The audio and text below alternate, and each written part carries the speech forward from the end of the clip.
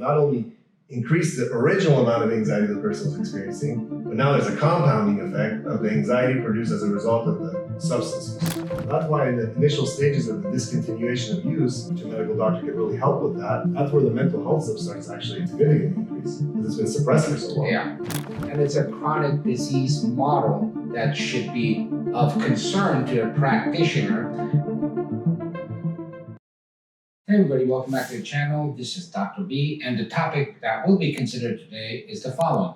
Is addiction a mental health problem? And I said we because, as usual, I am joined with Parham Lematola, super therapist. I'm going to let him introduce himself.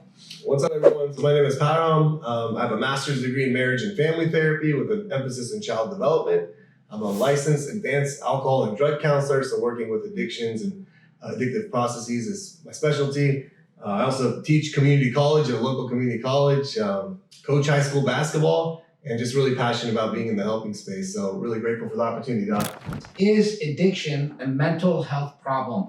You go and give me your take on that, and we'll generate a discussion. Hopefully it'll be useful for you guys to get a better grasp on this for whatever road that you're on. Let's go. All right, so mental health problems. What are they and how do they manifest and how do they appear? So a mental health problem is anything that causes impairments with the way that we perceive the world, experience the world, with the way that our emotions work and fire and trigger. And addictions absolutely can cause mental health challenges. However, it's important to know that oftentimes the mental health challenges and conditions were already there prior to the development of addiction, most of the time. And so addiction for many people is actually a solution, a very short-term solution for a greater problem that they're experiencing. For example, if somebody's experiencing some severe anxiety and they have a little drink or they take a little pill or they smoke something and their anxiety comes down, the addiction just helped the mental health condition. Now the problem with this is it works really well in the short term. It works like magic in the short term. However, the continued use of any type of substance that has characteristics of tolerance, characteristics of dependence, is going to cause a secondary problem later on. So the solution for the anxiety, which was the drugs and alcohol, later on potentially is going to have a rebounding effect that will not only increase the original amount of anxiety the person was experiencing, but now there's a compounding effect of the anxiety produced as a result of the substance use. That's an amazing response. Let me try to summarize that. Tell me if I'm wrong. So oftentimes what you're saying is substances are used to alleviate what is originally a different mental health issue. Now that could be caused by anything from anxiety, coping mechanisms, PTSD, personality disorders, which we often miss. And once you go down that road, it itself becomes an additional mental health problem. But I want to challenge, not challenge it, I want to bring on some nuances that I think create this issue. I think both at the theoretical level that we're talking, but I don't want to call the healthcare system a system, but the healthcare setup that we have and insurance claims and so forth. In the clinical office, I don't come from strictly a mental health background. I consider myself, I don't know, body physician, but I also have had to deal with a lot of mental health in the field that I have worked.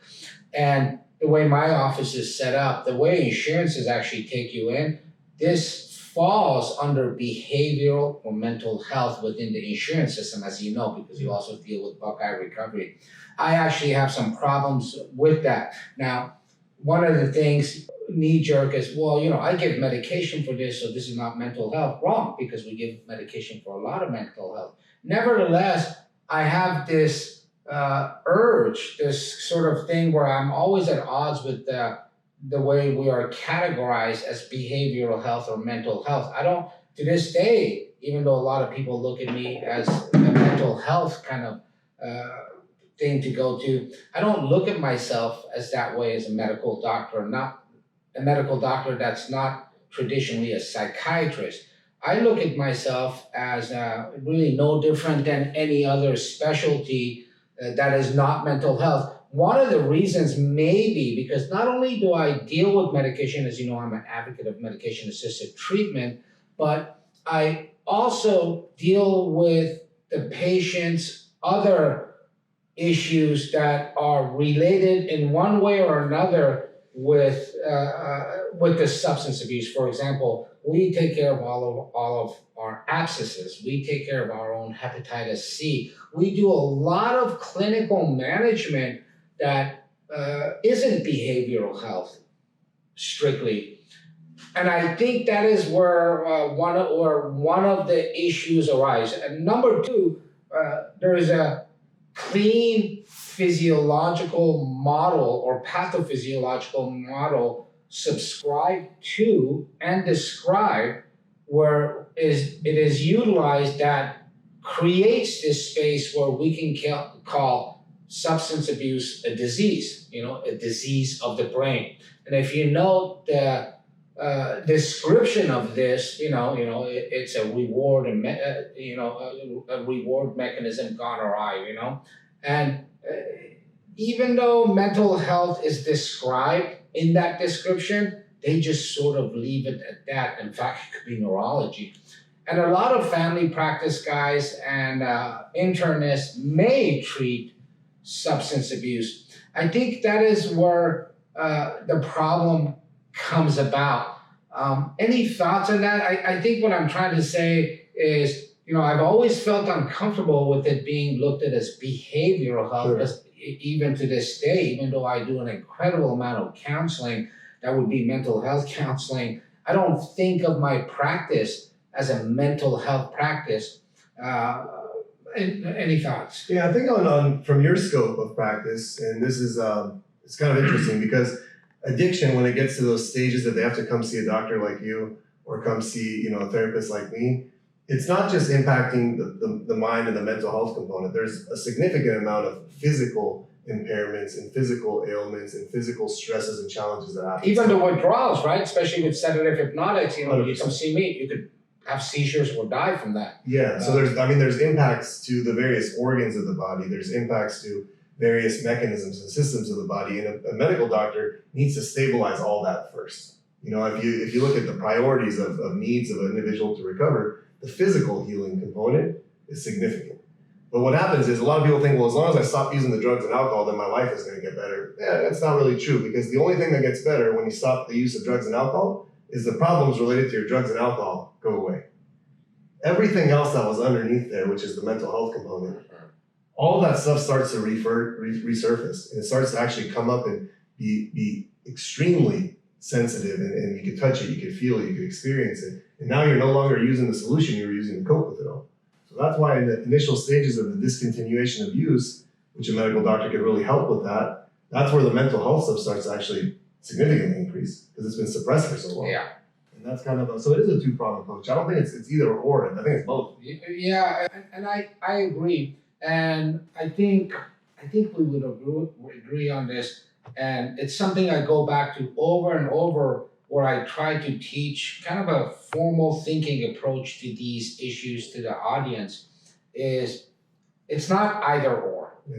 And this is when I use the term holistic, I don't mean it in a new age sense. I mean it in a really formal sense. It doesn't matter what you call it. There is a model, a disease model. That model, utilizing it, gives me a few tools. I can assess the severity of your disease, and I can plan out your treatment with medications and have some degree of predictability and long-term clinical sequela. Now, in my practice, although we always advise people to see a therapist, and many do, but many don't. They simply use us as their mental health folks and as their medication folks. And I think a better concern for the audience, don't worry about if the question of whether it's a disease or not is not what we're talking about here.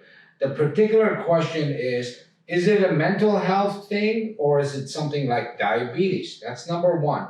And what we're getting to is, well, it doesn't matter which you call it. It's very complex. I think what we're getting to is a bigger issue that you should all be concerned with. It's a chronic disease.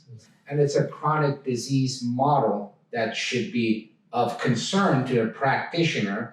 Now, whether you use just a medical doctor or someone like Parham, both those expertise need to be, I think, employed in the long run of approaching this chronic issue, which I am as many of you know, I'm very big on sort of medication as the cornerstone of treatment for you to get all of your other treatments. And that needs to be followed over a long period of time, because as any chronic disease, and data shows that relapses and exacerbations are just as right there in terms of their numbers with any other chronic disease. And so the practitioner needs to approach it that way. I think we both agree about that. Don't worry about if it's mental health or physiological otherwise, but it is a complex thing, and the more important issue is the chronicity of it, and it has a large amount of mental health issues that are sort of woven into this, whether preceding the initial issue or not. Yeah, and the chronic part, it's progressive. And progressive meaning that potentially the different stages of it can get worse. And when left untreated, and that's one of the parts of the disease model, when left untreated, one of the outcomes could be fatal. So that's kind of the whole approach to the disease model. It has nothing to do with what your thoughts are, opinions are of disease. What the primary objection people have is they say, well, that's a disease or that's a disease because people didn't really choose to get them and all that kind of stuff. It's a stigma type thing around it. But when you just remove it and just look at the reason why it's classified as one is because there's signs, there's symptoms, there's treatment, there's best practices, there's outcomes, there is relapse, there's education. And if all of these are kind of taken care of, you actually can minimize, reduce, sometimes even eliminate some of the symptomology of it. Absolutely.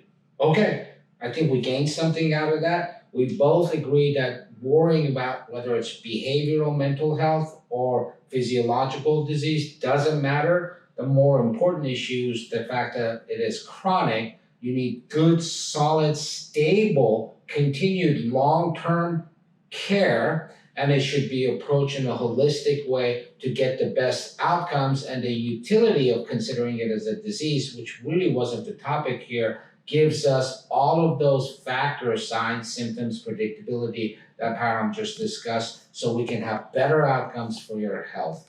Is that right? That's right. Okay, guys, thank you very much. Don't forget to like and subscribe, and maybe consider our Patreon. See you guys next time. Peace.